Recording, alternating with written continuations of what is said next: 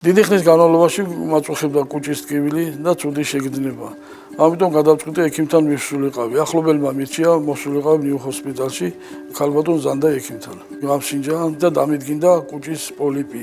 პაციენტმა მოგმართა ჩივილებით, ეს იყო გულწმარვა, ტკივილიები გასტრიუმის მიდამოში და ბოყინი. ჩავატარეთ გასტროსკოპია, დავსვით დიაგნოზი ეროზიული გასტრიტის და კუჭის პოლიპის. კუჭიდან გასტროსკოპიის მეშვეობით მოხდა პოლიპის მოკვეთა და გადაიგზავნა ბიოპსიაზე.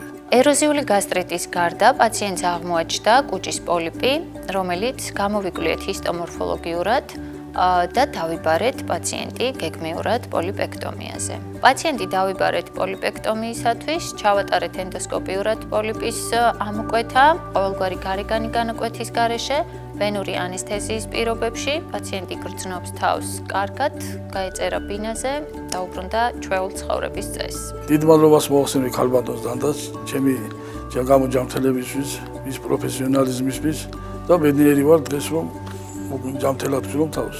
დღეიდან შემიძლია თავისუფლად გავუწიო რეკომენდაცია ახლობელი იქნება თუ ვინც არ უნდა იყოს ქალბატონ ზანდასთან მკურნალობისათვის. მკურნალობის შემდეგ თავს ვცნობ კარგად, არ მაწუხებს არაფერი და დაუბრუნდი ცხოვრებისეულ რიტმს.